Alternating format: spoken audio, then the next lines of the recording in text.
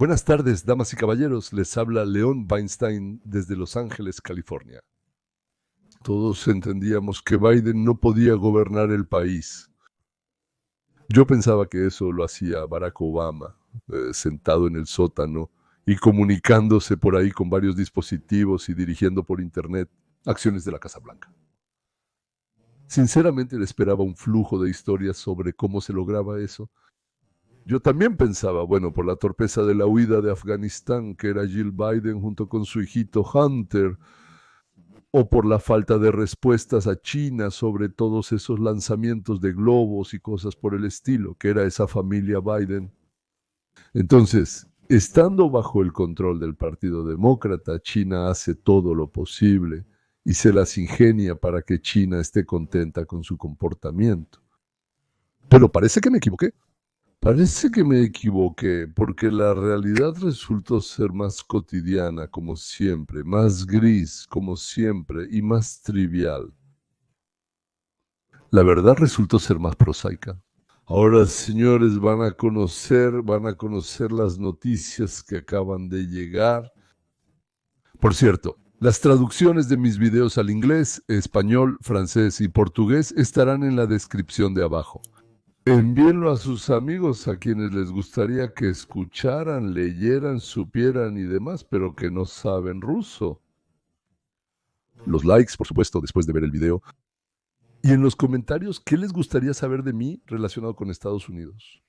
Pero vamos a pasar a nuestro tema, ¿no? O sea, averiguar quién estuvo gobernando Estados Unidos durante los 4 años de Biden. El proyecto Veritas, Búsqueda de la Verdad, ya les he hablado de él, se dedica a desenmascarar a políticos, burócratas y multimillonarios. De hecho, logró hacer hablar a un personaje que probablemente no conocen, David Hogg, el miembro más joven del Comité Nacional del Partido Demócrata de Estados Unidos. Durante el almuerzo, sin que Hogg lo notara, lo estaban grabando en video mientras al mismo tiempo le hacían preguntas que parecían no tener importancia. Aunque a veces intentaba ocultar algo, de todos modos se pavoneaba y se lucía. Y de paso nos dio información que estaba oculta para el país. Además, agregó un montón de datos inesperados y fascinantes que ya no tenían relación directa con quien gobernaba nuestro país. También hablaré de eso, claro. Sospecho que la carrera vertiginosa de Hogg, quien a una edad tan joven llegó a ser vicepresidente del Partido Demócrata de Estados Unidos, al menos se verá obstaculizada si no es que termine por completo. Pero Hogg es en gran medida una figura bastante repugnante. Él está a favor de recortar los fondos a la policía, dejar de deportar a los indocumentados del país, intenta quitarle las armas a la población y apoya movimientos antisemitas y pro-Hamás en las universidades. La verdad no me da nada de lástima por él. Entonces, los periodistas de Veritas tendieron una trampa a Hogg y escucharon de él las siguientes frases. Él, o sea, el que gobernaba el país. Gracias a Dios en el pasado había un poder enorme. No puedo transmitir cuánta fuerza tenía él en la Casa Blanca. Esa es la frase de Hogg. Y eso en realidad todos lo sabían, todos lo sabían. Y por último traté de evitarlo, me asustaba. De hecho, todos le tenían miedo. Interesante, ¿verdad? Bueno, y ahora el video grabación secreta. Darían, un gusto conocerte, un gusto conocerte. Sí, esto no es para grabar, claro. La pregunta principal es, ¿qué tan corrupto está el Comité Nacional del Partido Demócrata? ¿Tanta o tan poca gente lo sabía sobre el presidente de los Estados Unidos? El NKDP siempre será, en esencia, el cuartel de campaña del presidente. Al final, el problema más serio estaba en el círculo interno alrededor de Biden. No puedo exagerar la gran influencia que tenía Jill Biden, la jefa de gabinete en Estados Unidos. Jill Biden, jefa de gabinete Jill Biden. Entonces, quien dirigía todo bajo Biden era la jefa de gabinete de la primera dama, Jill Biden. Es un secreto a voces entre la izquierda, yo lo evitaría. Él era, realmente aterrador. Como lo llamaban Tony Brown. El nombre fue mencionado. El nombre mencionado es Anthony Bernal. Nunca lo he visto. ¿A qué te refieres exactamente? Él es como una figura sombría, como el mago de Oz. Eso lo hizo así porque yo conocía su apariencia, pero el público en general no sabía cómo lucía esa persona. Pero él tenía un enorme poder y no puedo transmitir cuánta influencia tenía en la Casa Blanca. Por el camino, Hawk contó que Nancy Pelosi juega en la bolsa, sabiendo exactamente qué leyes se presentarán pronto y cómo eso afectará las acciones en la bolsa. Ella gana cientos de millones de dólares en operaciones ilegales.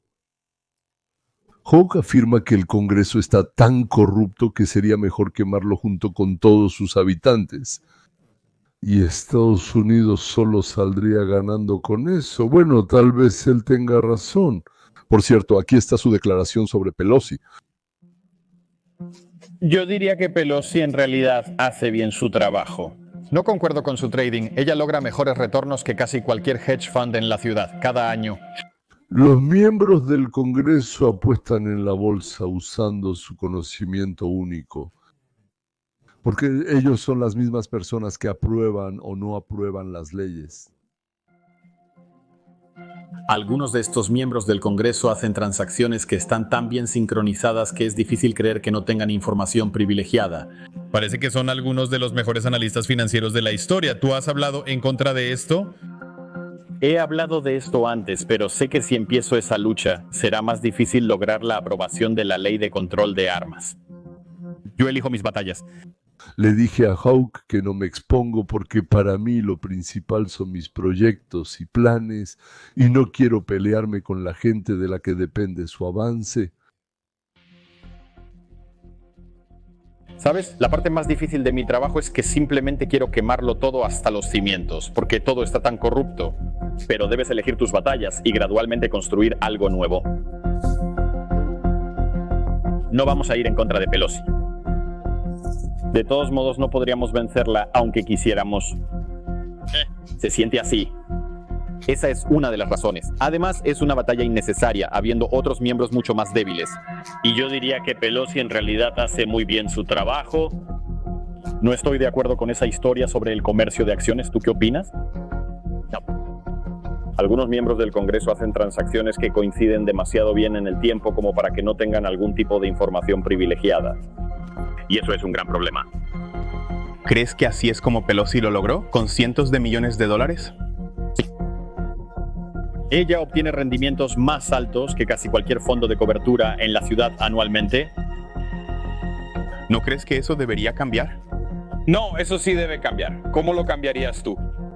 Prohibiría a los congresistas comprar acciones. Por cierto, si los miembros del Congreso no pueden comprar acciones ellos mismos, de inmediato tendrán un amigo leal o varios amigos leales que lo harán junto con ellos. Porque esto es para largo. Ahí hay 435 miembros. Sí. Y probablemente 430 de ellos hacen lo mismo, por eso no quieren. No lo sé, solo estoy haciendo una suposición. Creo que es una suposición bastante buena. Como que sí, como prefieras, está bien.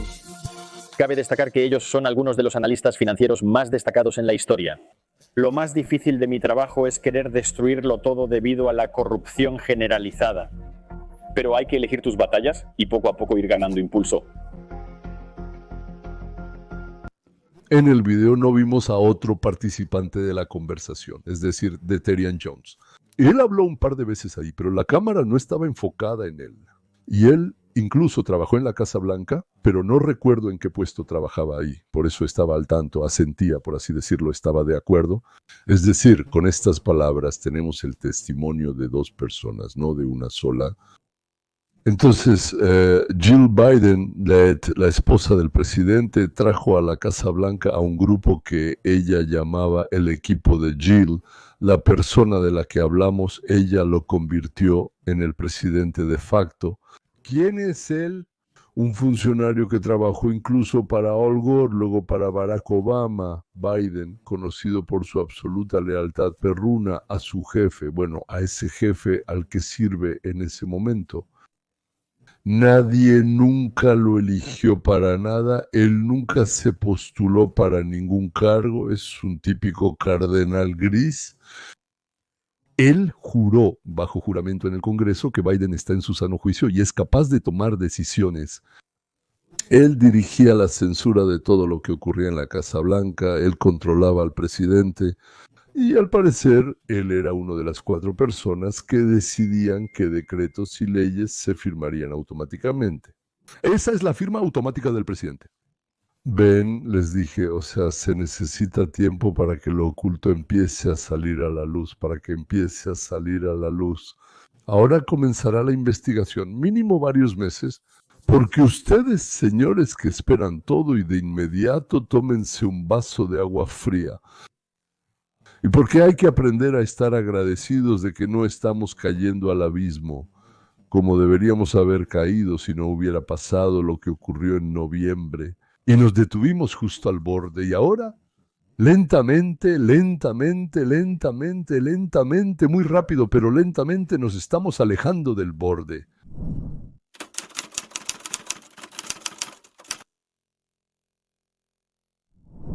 El ministro de Asuntos Exteriores de Rusia, Lavrov, reaccionó al aumento de la presencia de misiles alemanes y otro equipo militar en el teatro de operaciones militares ucraniano. El canciller ruso Sergei Lavrov afirmó que el suministro de armas de Alemania a Ucrania demuestra su intervención directa en el conflicto. Calificó los planes de Alemania de crear el ejército más fuerte de Europa como preocupantes, evocando las guerras mundiales. La participación directa en la guerra en Ucrania ya es evidente. Alemania se dirige hacia su propia ruina, como ya ha sucedido un par de veces en el siglo pasado. Espero que los políticos responsables en ese país saquen las conclusiones correctas y detengan esta locura. Los alemanes, nos dijo Lavrov, comenzaron la Primera y la Segunda Guerra Mundial y pagaron las consecuencias. Ahora deben darse cuenta de que la tercera vez podría convertirse en una tragedia.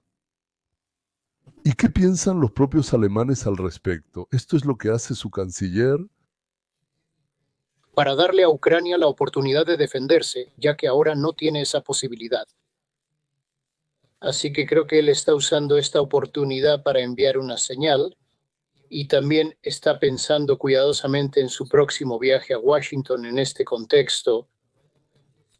Pero crear misiles propios de largo alcance es algo que tomará tiempo, como muchas otras cosas en el apoyo militar alemán, desde los tanques Leopard hasta los misiles Taurus, de los que hasta ahora no se ha hablado claramente. No, creo que por ahora se guardarán ese as bajo la manga, pero al final, básicamente le dirán a Ucrania, si logran construirlo, podrán usarlo. Como mencioné, esto es una señal importante no solo para Ucrania, sino también para Rusia. Entiendo. ¿Hasta qué punto debería Berlín preocuparse por las declaraciones de Moscú y cuáles podrían ser las consecuencias? Escuchamos amenazas similares desde que enviaron 5.000 cascos a Ucrania. Eso es intimidación de su parte. Y cuando dicen, como acaba de decir Lavrov, detengan la locura, en realidad son ellos quienes podrían detener esto incluso mañana, pero no tienen intención de hacerlo.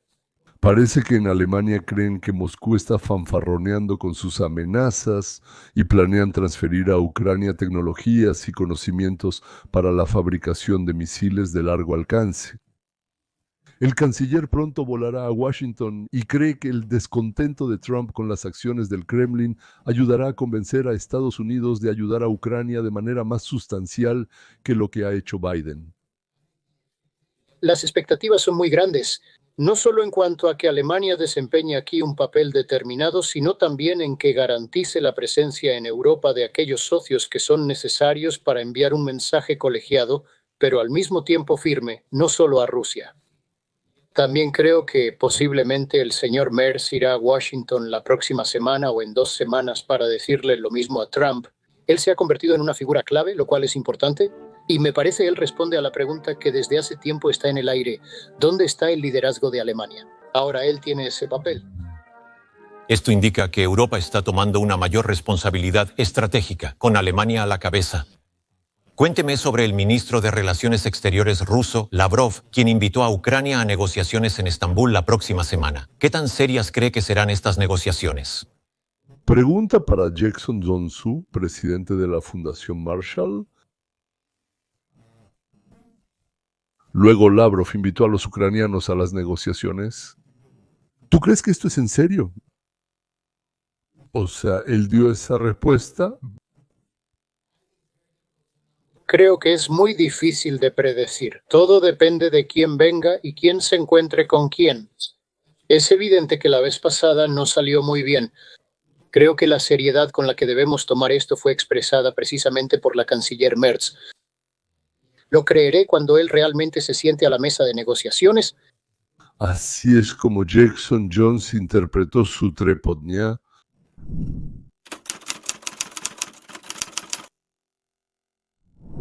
Para entender qué pasará con Ucrania después de la guerra, hay que entender cómo puede terminar la guerra. Déjenme analizarlo.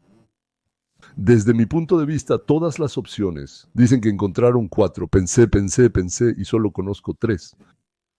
Primero, Rusia no capturó nada de Ucrania. Segundo, Rusia capturó una parte de Ucrania. Y tercero, Rusia capturó el 100%, es decir, toda Ucrania. Para la primera opción es necesario que ocurra uno de los siguientes eventos. Los ucranianos inventaron un arma de fuerza sin precedentes y la usaron con éxito. La segunda opción es que los ucranianos encontraron a alguien que trajo o llevó consigo un arma de fuerza sin precedentes y la usaron con éxito. O la tercera opción, en Rusia ocurrió cierta confusión, revolución, caos, desorden. Los clanes están luchando, las tropas regresan urgentemente a casa. Y hasta ahora, honestamente, nada de lo que mencioné se prevé en este momento. La historia y la vida son impredecibles, cualquier cosa puede pasar en cualquier momento.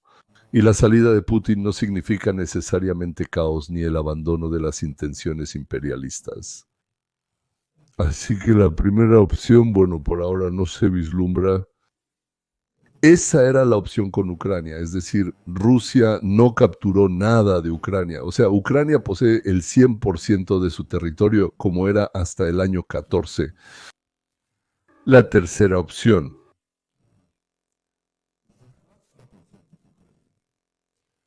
Tal vez si la prensa logra convencer al pueblo de seguir muriendo por la tierra y la indivisibilidad. Entonces, con el tiempo, habrá muy pocos militares ucranianos y militares ucranianos. Rusia tiene muchas más misiles, minas, proyectiles, balas y, por así decirlo, 1,5 veces o incluso realmente el doble de capacidad para atraer personas que disparan. Actualmente pues están contratando chinos para trabajar y también parece que han enviado coreanos. Es posible que los vuelvan a enviar. Es decir, ellos todo el tiempo buscan la manera de enviar más gente allá, personas por las que, bueno, realmente no les importa si sobreviven o no, como se dice. Es decir, en otras palabras, debido a la ventaja en estos materiales desechables, como si los materiales desechables fueran tanto los vivos como los que vuelan, por así decirlo, y los que explotan. Ellos avanzarán lentamente, pero se moverán hacia Kiev sin ayuda externa. Y Europa, bueno, incluso considerando que Alemania empezó a ayudar con algo, ella, bueno, en realidad no puede ayudar en nada. En términos generales. Serio, sí. Y ahora China está ayudando al otro lado y Estados Unidos no quiere participar en los problemas de otros. Y Ucrania no puede ganar la guerra ni mantener el territorio sin ayuda externa. Tampoco puede sostenerse sin esa ayuda. Si alguien cree que Estados Unidos tiene alguna obligación, se equivoca, no la tiene. Y eso de que alguien me dice que Nuland vino y convenció, bueno, en Ucrania viven personas adultas, se podía dejar convencer o no dejarse convencer, ¿verdad? Para eso los eligieron o los nombraron en diferentes cargos, para que pensaran con su propia cabeza y no con la cabeza de Nuland. Y aunque sea Biden u Obama o alguien más, que sí lo dijo, Tenemos 45 millones de nuestro propio pueblo. Debemos saber, bueno, no sé, ahí tomar de manera crítica todos los consejos que nos dan. En resumen, Ucrania no puede ganar, resistir o mantenerse sin ayuda externa. Entonces, sobre el futuro de Ucrania no decidirán los ucranianos ni nosotros, sino en el Kremlin. Nosotros, claro, podemos analizar esto y suponer, pero lo más probable, Rusia considerará a Ucrania como una colonia y simplemente extraerá de ahí los recursos naturales y productos agrícolas, por así decirlo, sin pensar mucho en el desarrollo del país. Digamos, como en la Rusia imperial la llaman Ucraina u Ucraina, queda la segunda opción, es decir, Ucrania mantiene parte de su territorio. No todo, no cero, sino una parte. Y si hablamos de la opción en la que Ucrania controla el 100% de su territorio, yo daría, bueno, digamos así, de 100% le daría 0, exactamente 0.01%, a la opción de que recupere el 100% Ucrania. Yo le daría 25%, y a la opción de dividir Ucrania en dos partes, una parte la controla Ucrania, la otra parte Rusia, yo le daría 75-80%. Por eso, porque creo que en algún momento realmente se asustarán los ucranianos como si les dieran un mazazo en la cabeza y empezarán a salvar lo que puedan. Damas y caballeros, una vez más quiero decirles que lo que digo es un análisis, no es lo que yo quisiera. Yo tal vez quisiera que las paralelas y las rectas alguna vez se unieran en una buena curva larga, pero no se unen. No puedo hacer nada al respecto. Eso es. Entonces, sí, como ya dije, a los ucranianos les cae el 20, espero que algún día esta idea les caiga como un mazo y entonces empiecen a salvar todo lo que aún puedan. Por cierto, parece que tanto Arestovich como Salushina y Trump dicen lo mismo que yo acabo de decirles. Si en 2014 los rusos querían específicamente Crimea, aprovechando la expulsión de Yanukovych, luego para el año 2021 querían una estructura federal y que Ucrania no ingresara a la OTAN.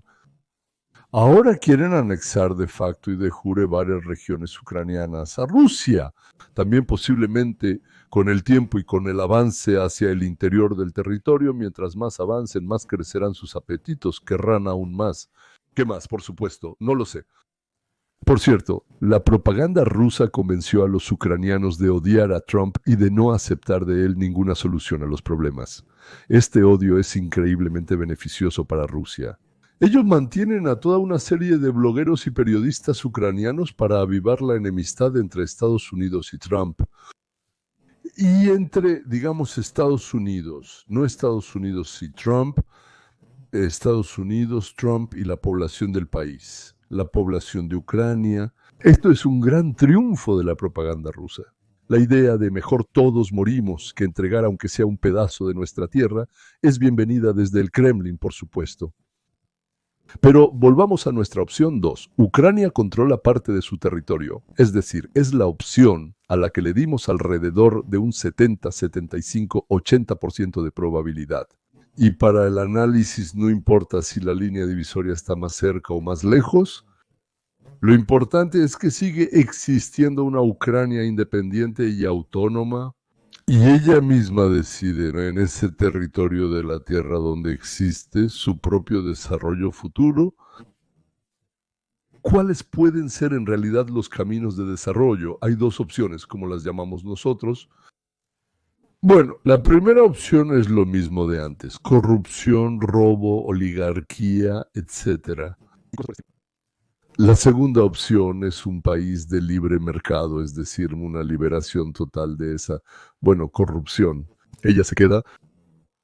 Pero una cosa es cuando esto se mantiene dentro de ciertos límites, cuando la gente le teme ser descubierta y se pone nerviosa, y otra cuando esto, disculpa.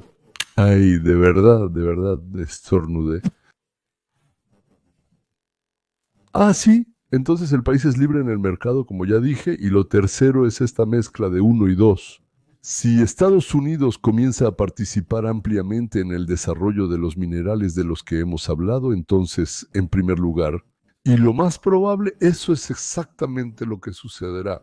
Nada cambia. En lugar de amos extranjeros, regresan al poder sus propios amos.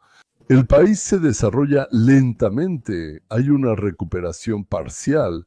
Las inversiones de organizaciones benéficas mundiales son saqueadas. La economía no se recupera. No se forma una clase media y ante millones. Y surge el pensamiento, ¿me iré a trabajar a otro país o me quedaré aquí sobreviviendo? Y se van a países más libres y por eso más desarrollados. Camino número 2. A esto le doy, como ya dije, una posibilidad en 1 millón. No está claro de dónde vendrán personas honestas y convencidas, que además entiendan cómo construir una economía. Porque el mundo va a invertir en Ucrania, entonces todo va a crecer como la espuma. Y hay que saber manejar esto, no hay que corromperse, y no hay que convertirse en las mismas criaturas vendidas que, digamos, desde cierto año, no sé exactamente cuándo, han estado ahí. Desde 1899 hasta 1990 no le permitieron a Ucrania desarrollarse. En un mercado libre, Ucrania se convierte en el centro de una región de 100 millones. Esto incluye a Polonia, Eslovaquia, Eslovenia, los países bálticos, Chequia y tal vez Hungría, con un altísimo potencial de crecimiento. 10 años después del final de la guerra, el complejo alemán, francés e italiano se verá obligado a comenzar a reestructurarse y modernizarse, porque empezará a perder ahora no solo frente al sudeste asiático, sino también frente a Europa del Este. El nivel de vida está mejorando en Ucrania, tanto que la llaman la Nueva América o el Nuevo Klondike. Se forma una unión a la que Inglaterra se va acostumbrando. No es un estado como la Unión Europea, es una unión militar industrial con leyes más o menos similares, pero con identidad nacional propia. Las leyes se basan en el Código Británico, en el derecho más, los 10 mandamientos. Los países de la Unión cierran las fronteras alrededor, no entre ellos, sino siguiendo el principio de Estados Unidos. La razón es que hay cada vez más y más gente. La mayor parte del mundo quiere ser parte de este increíble ascenso. ¿Cómo participar? Ya sea invirtiendo, trabajando desde cero, desde un país destruido hasta las estrellas, así se llama. Pero, como ya dije, es necesario deshacerse de la corrupción y eso, lo más probable, no sucederá. Eso está al nivel de un milagro con un arma marciana que limpiará Ucrania de los invasores. Ahora, el camino número 3. Entonces, una mezcla de oligarcas y Estados Unidos, digamos Estados Unidos, decide organizar o seguir adelante con este fondo sobre el cual Zelensky y todo el pueblo pensaban que Trump quería destruirlos. Ojalá Estados Unidos no intervenga en esto, pero supongamos que sí lo hace. Entonces, resulta que una parte de los ucranianos vive según sus propias leyes de bandidos, donde no hay verdad ni justicia, y otra parte está bajo el control de Estados Unidos. Se dedica a la extracción de minerales, su procesamiento, almacenamiento, transporte, es decir, hay ferrocarriles, puertos y todo lo demás. Y el fondo trae consigo, por así decirlo, una guardia armada no ucraniana. En el país surge una situación con 2 estilos de vida. Uno donde no hay derechos. Mientras tengas una panadería, no molestas a nadie, pero si empiezas a sobresalir, te explican rápidamente que no tienes derechos. O te alineas y, por así decirlo, eres un sirviente. Tal vez tengas la oportunidad de llegar a ser un caparone o como se llame ahí, ¿no? Y si no tienes dinero, no tienes conexiones, no eres nadie. Otra, donde el ascenso depende de tus habilidades, el pago corresponde a lo que haces y tienes la oportunidad de reclamar cualquier cosa que te hayan quitado injustamente. Por la mañana, la gente sale de un mundo bandido y corrupto y llega a trabajar a un mundo occidental, o mejor dicho, a un mundo americanizado, donde, por así decirlo, no hay jueces corruptos, no hay oligarcas y los policías no aceptan sobornos. Y donde, como se dice, bueno, ahí No puedo decir que todo sea tan increíble, sí, como lo es con nosotros allá y demás. Sí, pero en comparación con lo que vimos en todas las repúblicas de la Unión Soviética, la antigua, que se desmoronaron en México, en Rusia. Sí, pues esto es un paraíso terrenal, eso es. Y allá afuera, cuando regresan a casa por la noche, ahí nadie te llama por tu nombre tampoco, si no tienes dinero ni conexiones. ¿Cómo van a convivir estos dos mundos cuando el mundo americanizado seguirá expandiéndose todo el tiempo y el mundo oligárquico hará todo lo posible por fomentar el odio hacia el público, hacia quienes les han quitado sus tesoros, los estadounidenses? No sé cómo va a suceder esto. Pero ahora, por ejemplo, si lo ves lógicamente, es evidente que Estados Unidos realmente quiere el bien para Ucrania. Pero lees los periódicos, ves en internet las intervenciones tanto de los ucranianos comunes como de los llamados líderes y de los medios de comunicación masiva. Da la impresión de que simplemente vinimos aquí y que vamos a matar y violar a niñas pequeñas. Eso causa tal horror. O sea, ¿qué clase de idiota, desgraciado, bastardo es ese Trump? ¿Cómo se atreve a querer detener la guerra? Bueno, ellos harán lo mismo por la extracción de minerales. Así que los ucranianos caerán exactamente en la misma trampa. Aquellos que gritan que Trump es un idiota como Vitkov, un cretino, y que todos los que votamos por él somos retrasados, siempre me escriben sobre eso. Es muy posible, señores. La verdad, mi mamá dice que nací a los 9 meses. Bueno, por así decirlo, tal vez no soy un prematuro. Quizá debía haber nacido a los 10 meses, quién sabe. Entonces, cuando los oligarcas se fortalezcan, empezarán a intentar expulsar a los extranjeros. O sea, bueno, los que traen una vida normal y leyes, yo creo que al final podrán volver a tomar el control. Lo que se ha construido con dinero extranjero y lo que está sacando o ya ha sacado a Ucrania de la pobreza y la desesperanza.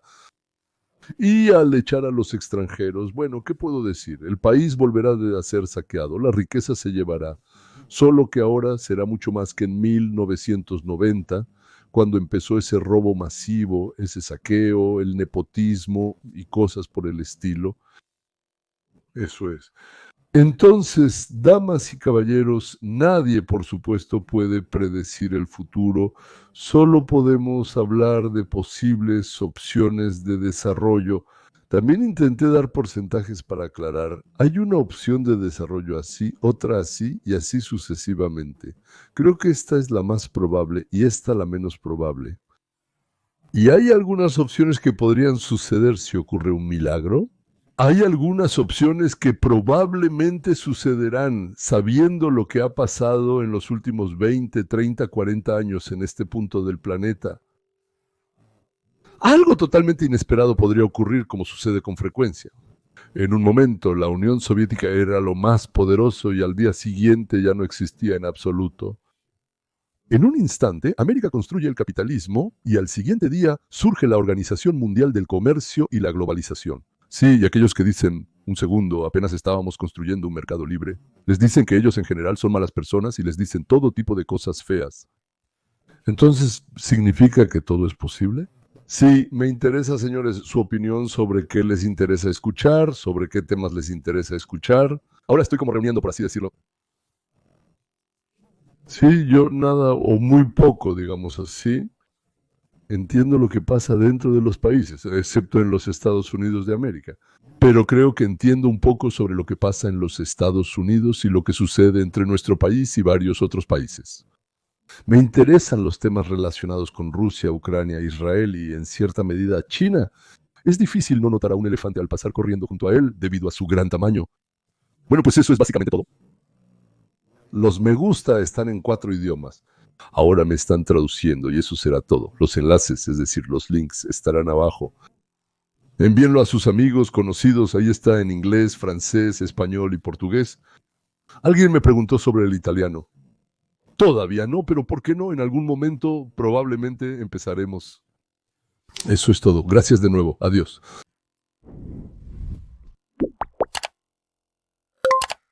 Los subtítulos fueron creados por